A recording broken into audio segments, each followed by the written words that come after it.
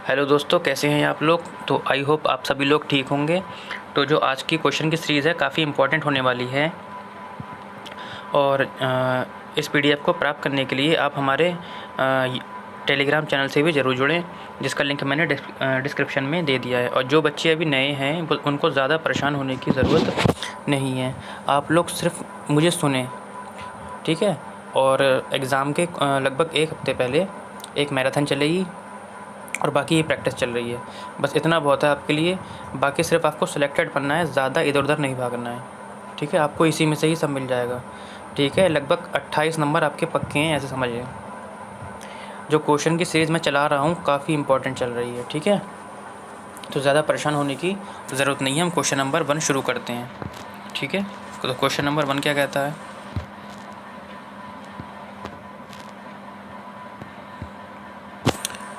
Question 1 कहता है, कह रहा है असत्य कथन की पहचान करना है हमें। कह रहा है इनमें से कौन सा कथन है जो असत्य है।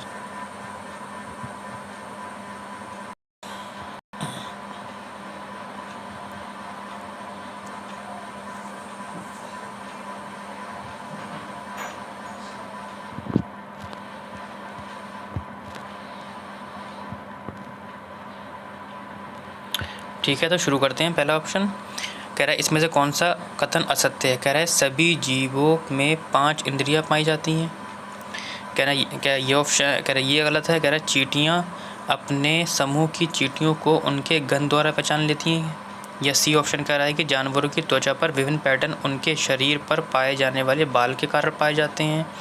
या डी ऑप्शन कह रहा है कि जीव शिकार को पकड़ने के लिए अपनी जीभ का प्रयोग करते हैं। तो कह रहे हैं इसमें से कौन सा ऑप्शन गलत है। तो हम नीचे से शुरू करते हैं। कह रहे हैं कुछ जीव शिकार करने के लिए क्या करते हैं, अपनी जीभ का इस्तेमाल करते हैं। बिल्कुल, जैसे आपकी छिपकली हो गई,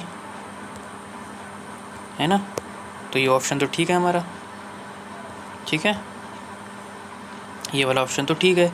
दूसरा कह रहा है कि जानवरों की त्वचा पर विभिन्न पैटर्न उनके शरीर पर पाए जाने वाले बालों के कारण होते हैं। यहाँ पे बच्चों को काफ़ी कन्फ्यूज़न हो जाता है। आधे बच्चे जो आजकल की बुक आ रही हैं तो उसमें क्या लिखा है, जलवायु के कारण। लेकिन ये जलवायु क्या है बेटा, गलत है, ठीक है। तो जलवायु के कारण नहीं होता है। किसके कारण होता है, ये होता है उनके बालों के कारण। कभी कभी आपने देखा होगा कुछ जो डॉग्स होते हैं या काऊ वगैरह होती हैं, अगर उनके बाल हट जाते हैं तो कितने बुरे लगते हैं वो। तो उनका जो पैटर्न होता है उनके बालों की वजह से होता है। तो ये ऑप्शन भी ठीक है हमारा, ठीक।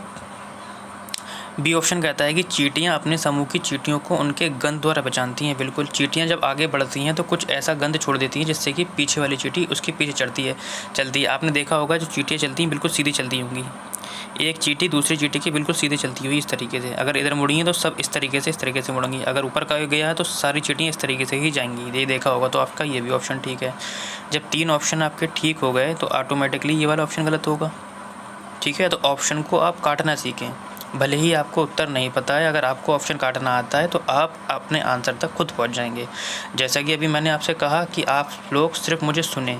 पेडागोजी की जो ट्रिक हैं, कीवर्ड हैं, वो मैं डेली बता रहा हूँ आपको, आप उसे नोट कीजिए। यही ऑप्शन मिलेंगे आपको, इसके अलावा आपको कुछ नहीं मिलेगा, ठीक है। तो ऑप्शन क्या हो गया, ए हो गया कि सभी जीवों में 5 इंद्रियां पाई जाती हैं, ऐसा नहीं होता है, ठीक है। तो ऑप्शन नंबर ए हमारा ठीक हो गया। नेक्स्ट क्वेश्चन पे आते हैं। इम्पॉर्टेंट क्वेश्चन है ये भी।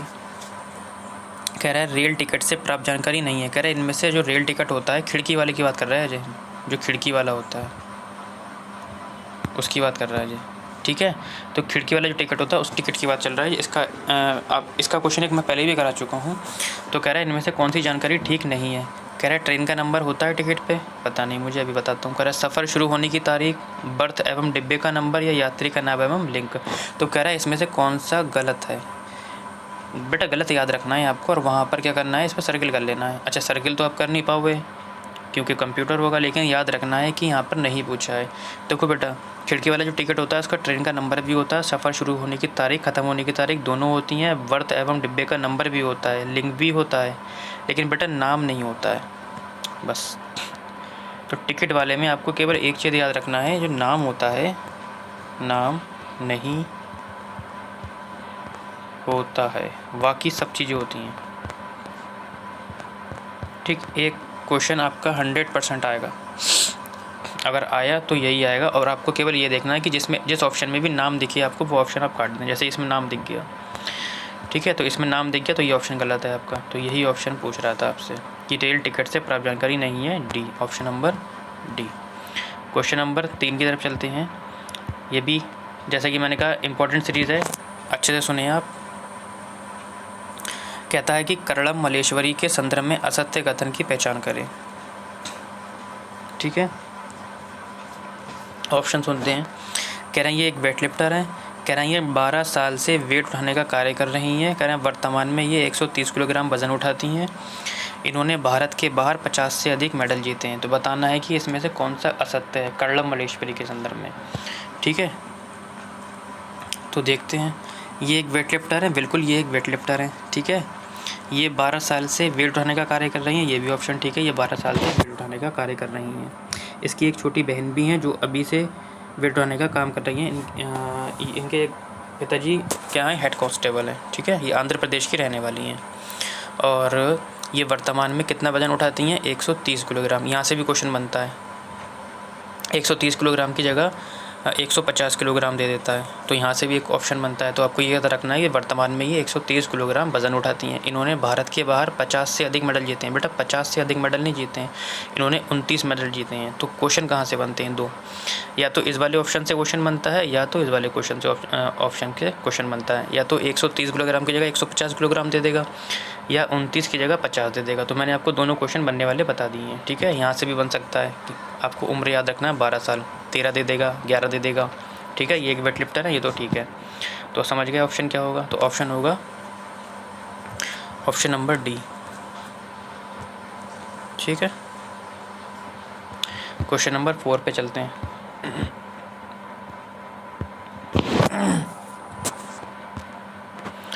क्या कहता है क्वेश्चन नंबर 4, कह रहे हैं मधुबनी के संदर्भ में असत्य कथन पर विचार करना है। कह रहे हैं मधुबनी एक पेंटिंग है जिसके संदर्भ में आपको एक असत्य कथन की पहचान करना है, बाकी ठीक है, ठीक है।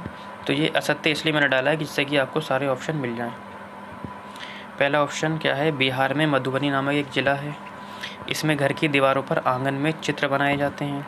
सी कहता है कि पिसे हुए चावल के घोल में रंग मिलाकर बनाए जाते हैं, इसका रंग मशीनों द्वारा तैयार किया जाता है। कह रहा है इसमें से कौन सा ऑप्शन आपका गलत है।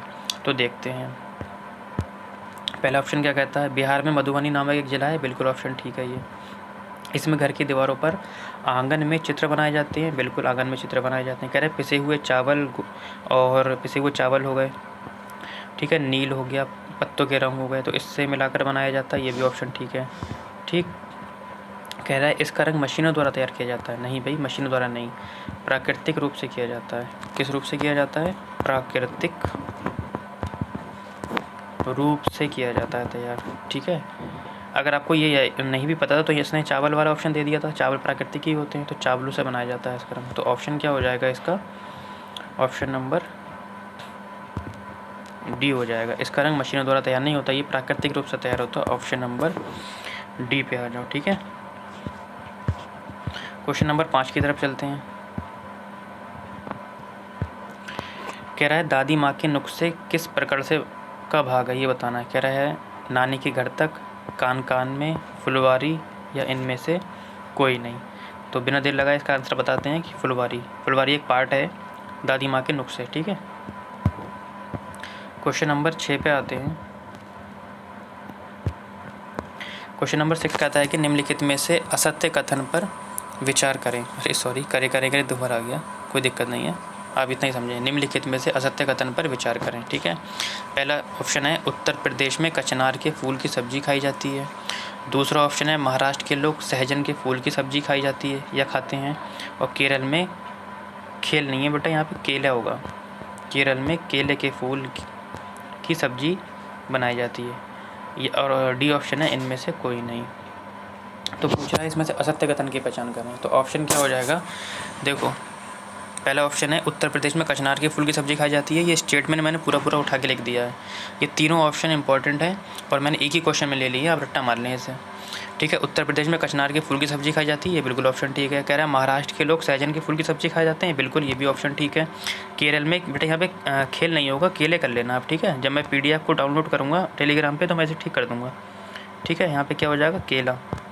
तो केरल में केले के फूल की सब्जी खाई जाती है, ये भी ऑप्शन ठीक है। तो ऑप्शन हमारा क्या हो जाएगा, डी। इनमें से कोई गलत नहीं है हमारा, ठीक है, ऑप्शन नंबर डी, ठीक है। परेशान मत हो, मैं इसे जब अपलोड करूँगा तो ठीक कर दूँगा।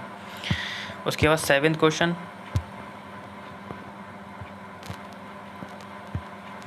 कह रहा है पोचमपल्ली एक गांव है, बिल्कुल है, अधिकांशतः किस पेशे के लोग निवास करते हैं। कह रहे हैं पेंटिंग के, बुनाई के, छपाई के, या इनमें से कोई नहीं। तो किसके करते हैं, यहाँ पे बुनाई होती है। तो बुनाई से यहाँ के लोग जो हैं किस पेशे के निवास करते हैं, तो बुनाई से करते हैं, ठीक है। एक क्वेश्चन और बनता है यहाँ से, वो भी समझ लें। केवल ये वाला ऑप्शन पूछता है कि पोचमपल्ली का संबंध कहाँ से है। तो पोचमपल्ली का संबंध आपका तेलंगाना से है। कहाँ से है, तेलंगाना, सॉरी, ठीक है। एक क्वेश्चन ये बनता है, 2 क्वेश्चन आपके क्लियर हो गए।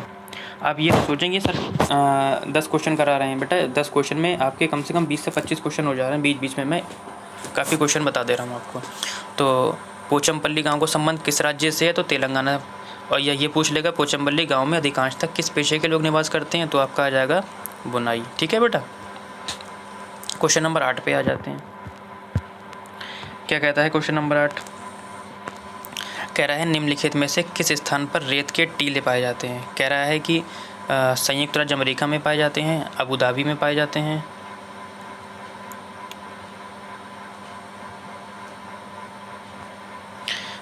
ईरान में पाए जाते हैं, या ये भी इराक में पाए जाते हैं, ठीक है।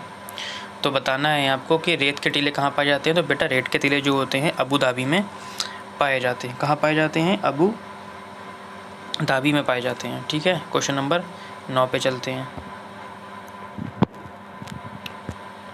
क्वेश्चन नंबर 9 क्या कहता है, कह रहा है परिवार का वर्गीकरण आवश्यक और अनावश्यक के रूप में किसने किया, ये बताना है। कह रहा है प्लेटो ने किया है, अरस्तु ने किया है, मैकाइवर एवं पेज ने किया है, या इनमें से किसी ने नहीं किया, तो ये बताना है। तो ये ध्यान रखना है बेटा, इसको थोड़ा साइड से करके यहाँ बताता हूँ मैं।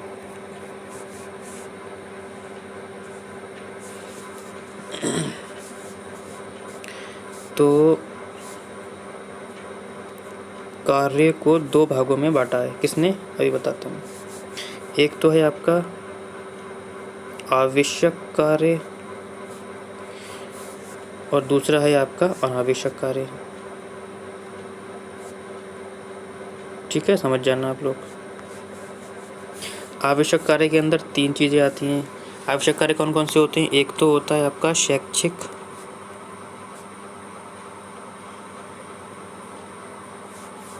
व्यवस्था,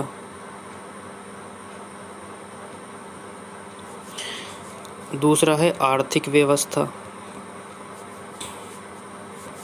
ठीक, और तीसरा है लैंगिक व्यवस्था, ठीक है।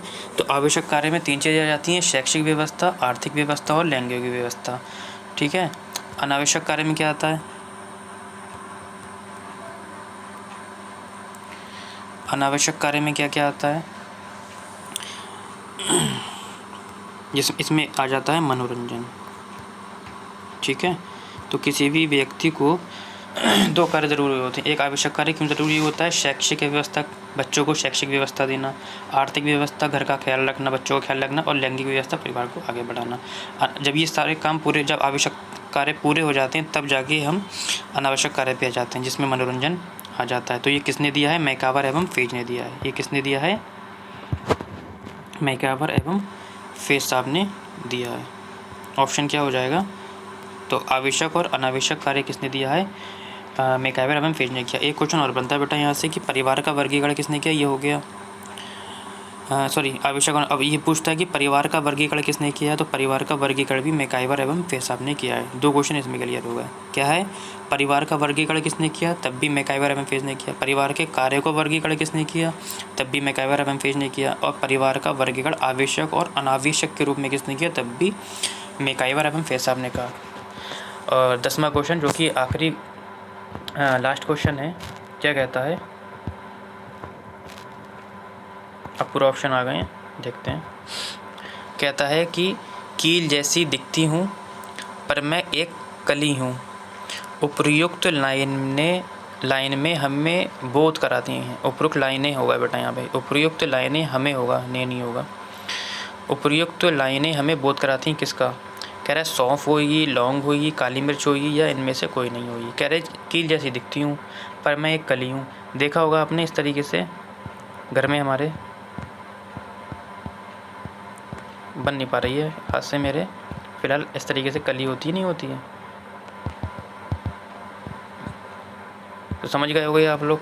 लौंग, कील जैसी दिखती हूँ पर मैं एक कली हूँ, उपयुक्त लाइनें हमें बोध कराती हैं किसका? सौंफ का तो नहीं होगा बेटा। इसके सौंफ वाला क्वेश्चन और काली मिर्च वाला क्वेश्चन भी बेटा अगला है, लेकिन इसे मैं कल कराता हूँ, ठीक है। तो आज के लिए बेटा इतना ही। क्वेश्चन की सीरीज़ आपको कैसी लग रही है आप कमेंट सेक्शन में ज़रूर बताएं। और ये सीरीज़ वैसे भी बहुत इंपॉर्टेंट है। आप लोग मुझे सिर्फ सुने और PDF को प्राप्त करने के लिए हमारे टेलीग्राम चैनल से ज़रूर जुड़ें, जिसका लिंक मैंने डिस्क्रिप्शन में दे दिया है, ठीक है।